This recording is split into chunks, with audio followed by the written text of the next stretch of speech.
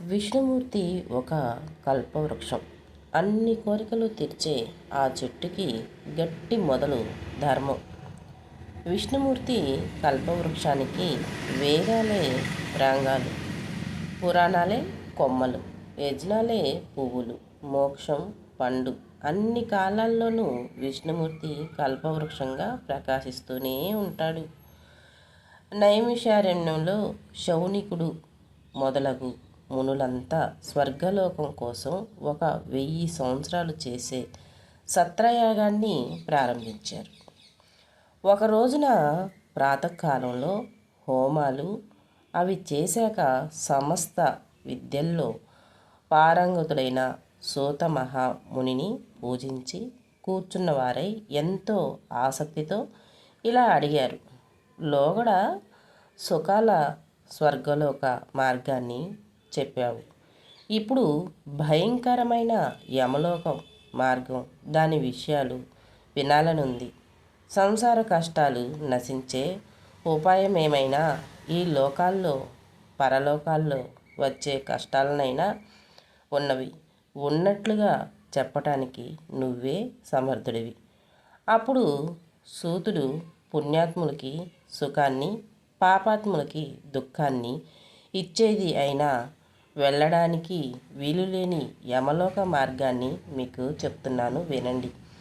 ఇదే విషయాన్ని ఎప్పుడో గర్గమంతుడు విష్ణుమూర్తి అడిగితే ఆయన ఎలా చెప్పాడో అలాగే నేను మీకు చెప్తున్నాను.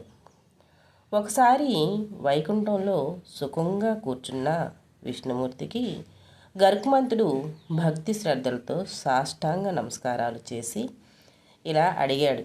ఓ స్వామి, అనేక విధాలుగా భక్తిని గుర్తించి చెప్పావు.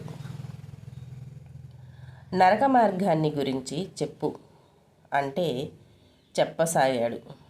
నరకానికి ఎవరు వెళ్తారంటే దయా ధర్మాల్ని విడిచిపెట్టినవాడు, దుర్మార్గులతో స్నేహం చేసేవాడు, మంచి వాళ్ళన్నా శాస్త్రాలన్నా ఇష్టం లేని వాళ్ళు, ధన గర్వం ఉన్నవాళ్ళు, రాక్షస కార్యాలు చేసేవాళ్ళు, సాత్విక బుద్ధి లేనివాళ్ళు, మోహం వలలో చిక్కుకున్నవాళ్ళు, భోగాలలో ఆసక్తి ఉన్నవాళ్ళు, వీరంతా నరకానికే పోతారు.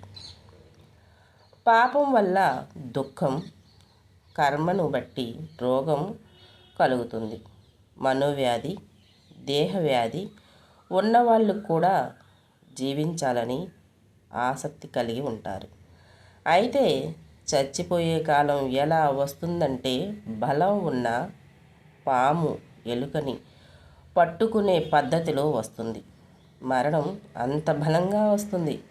ముసలితనం వల్ల అదో రకంగా రూపం మారిపోవటం వల్ల, భార్య పిల్లల వల్ల పోషించబడుతూ ఇంట్లో కదలకుండా ఉంటాడు.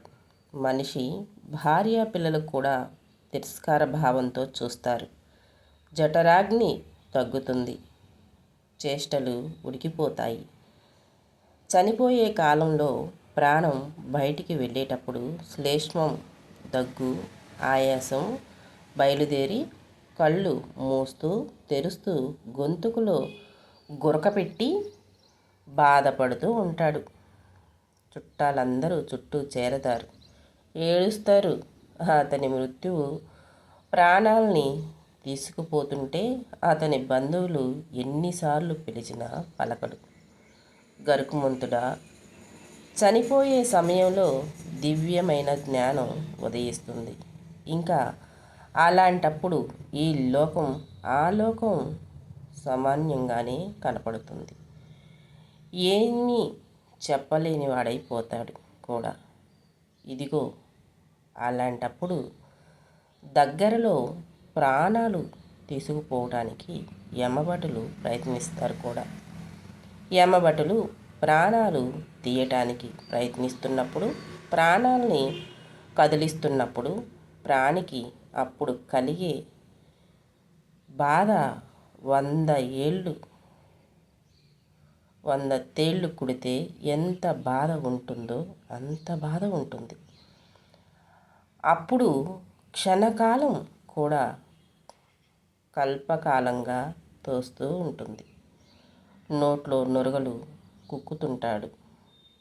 చొంగ కారుస్తూ ఉంటాడు. వాడు పాపాత్ముడైతే వారి ప్రాణాలు క్రింద ద్వారమై అసనం గుండా వెళ్ళిపోతాయి. ఇంతకీ యమభటులు ఎలా ఉంటారంటే వాళ్ళ చూపులు దారుణమైనవిగా, భయంకరంగా ఉంటాయి. యమపాశాన్ని, దండాన్ని ధరించిన వారై ఉంటారు. కాకుల్లా నల్లగా ఉంటారు. వంకర ముఖాలు కలిగిన వారై ఉంటారు. వాళ్ళ ఆయుధాలు గోళ్ళే. యమదూతల వచ్చేటప్పటికి జీవుడు భయం పొంది మలమూత్రాలు విడిచిపెట్టను బ్రొటన వేలంతా జీవుడు ఏడుస్తూ ఇంటిని వదలలేకుండా ఉంటే యమభటులు అతని శరీరం నుండి జీవుణ్ణి తీసుకువెళ్ళిపోతారు. యాతన శరీరంలో జీవుణ్ణి ప్రవేశపెట్టి నేరాన్ని చేసే వాళ్ళని రాజభటులు తీసుకువెళ్ళే చదరంగం చందంగా చాలా దూరంగా ఉండే మార్గంలోంచి తీసుకువెళ్తారు. దారిలో యమభటులు భయపెడుతుంటారు. నరక భయంకర స్థితిని చెప్తూ ఉంటారు. బంధువులు ఏడుపులు వినపడుతుంటాయి. మరొక వైపు యమభటులు కొడుతుంటే మరింత గట్టిగా ఏడుస్తూ ఉంటారు. ఇద్దరు యమభటులు జడిపిస్తూ తీసుకెళ్తూ ఉంటే ఈ జీవికి మతి చెడిపోతుంది. దారిలో కుక్కలు కరుస్తాయి. అప్పుడు ఏడుస్తూ అయ్యయ్యో పూర్వజన్మలో ఏ పాపాలు చేశానో కదా అనుకుంటాడు. ఆకలి, దాహాలు, బాధలు పొందుతాడు. గాలి, సూర్యుడు, అగ్నిహోత్రం మొదలైన వాటిచే బాధించబడుతూ ఈ జీవుడుంటే ఆ భటులు కొండలతో బాధిస్తూ ఉంటారు. కొరడాలతో కొడుతూ బాధిస్తూ ఉంటారు. ఇక నడిచే మార్గం చూస్తే కాలిన ఇసుక, నిలుద్దామంటే నీడ ఉండదు, త్రాగుదామంటే నీళ్లు ఉండవు. నడవటానికి శక్తి లేకపోయినా నడవటం తప్పదు.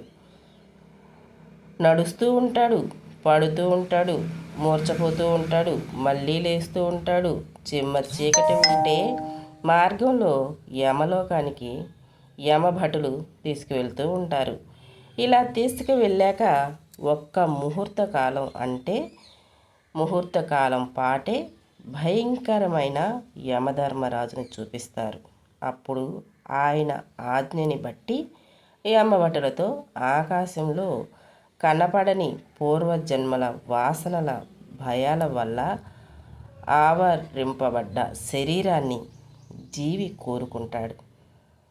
కోరుకుంటూ ఉంటే యమభటులు పాశలచే చుట్టి తీసుకుపోతుంటే జీవి ఆకలి, దాహం అని ఏడుస్తూ ఉంటాడు. గరుకుమంతుడా, ఆ పాపి జీవి తన కొడుకులచే ఇవ్వబడిన పిండాలు మొదలైనవి అనుభవించి కూడా తృప్తి పొందకుండానే వెళ్ళిపోతుంటారు. తిలతర్పణాలు జరిగిన పాపాత్ములకి చెందవు. ప్రేత స్వరూపాలు పొందుతారు. ఎంతో దుఃఖంతో ఒక కల్పం పాటు మనుషులు లేని అడవిలో తిరుగుతుంటారు. గరుగ్మంతుడా, జీవుడు ఆ ప్రేత స్వరూపాన్ని వదిలివేయటానికి 10 రోజుల పాటు తిలలు, ఉదకాలు, పిండాలు క్రమంగా ఇవ్వాలి. పిండాల 4 భాగాలలో 2 భాగాలు జీవుని పంచభూతాత్మ శరీరానికి బలం కలిగించడానికి, 3వ భాగం యమదూతల ఆహారానికి, 4వ భాగం ఆ జీవికి ఆహారం. 9 రోజులు పిండాలు గ్రహించి జీవి పిండాల వల్ల ఏర్పడిన దేహం కలవాడై 10వ రోజుకి బలం కలిగి ఉంటాడు. శరీరం కాల్చబడిన 9 రోజుల్లో ఇవ్వబడిన పిండాలచే తిరిగి ఒక మూర ప్రయాణం ఉన్న దేహం కలవాడై మార్గంలో ఎదురయ్యే సుఖదుఖాలని అనుభవిస్తూ ఉంటాడు. మొదటి రోజు ఇచ్చే పిండం వల్ల తల ఏర్పడుతుంది. రెండవ రోజు ఇచ్చే పిండం వల్ల కంఠం, మోపురాలు ఏర్పడతాయి. మూడవ రోజు ఇచ్చే పిండం వల్ల హృదయం ఏర్పడుతుంది. నాలుగవ రోజు ఇచ్చే పిండం వల్ల వీపు ఏర్పడుతుంది. ఐదవ రోజు ఇచ్చిన దానివల్ల నాభి ప్రదేశం ఏర్పడుతుంది. ఆరవ రోజు ఇచ్చిన దానివల్ల పిరుదులు మర్మస్థానం ఏర్పడతాయి. ఏడవ రోజు ఇచ్చిన దానివల్ల తొడలు ఏర్పడతాయి. ఎనిమిదవ రోజు, తొమ్మిదవ రోజు ఇవ్వబడిన 2 పిండాల వల్ల 2 మోకాళ్ళు, 2 పాదాలు ఏర్పడతాయి. 10వ రోజు ఇచ్చే పిండానికి ప్రాధాన్యత ఉంది. దానివల్ల జీవుడికి ఆకలి, దాహం ఏర్పడతాయి. పిండాల వల్ల జీవుడు శరీరం కలవాడై ఆకలి దాహాలచే బాధపడుతూ ప్రేత స్వరూపంతో 11, 12 రోజులలో చేసేవి వాని ఫలితాలని అనుభవిస్తూ ఉంటాడు. యమకింకర్లు పెంపుడు కోతికి తాడు కట్టి తీసుకువెళ్తూ ఉంటారు. 13వ రోజు ఆ శరీర దారి ఒకడే వెళ్తుంటాడు. గరుకుమంతుడా, యమ మార్గానికి వెళ్ళే మార్గం వైతరిణి నది కాక 86,000 ఆమడల పొడవుంటుంది. ప్రేత రూపంతో ఎంతో దూరం గల ఆ యమలోక మార్గంలో రోజుకి 700 ఆమడల చొప్పున, 4,000 ఆమడల చొప్పున రాత్రి పగలు నడుస్తూనే ఉంటాడు పాపాత్ముడైన మనిషి. 16 పట్టణాన్ని దాటితే గాని యమపురి వెళ్ళటం వీలు అవ్వదు.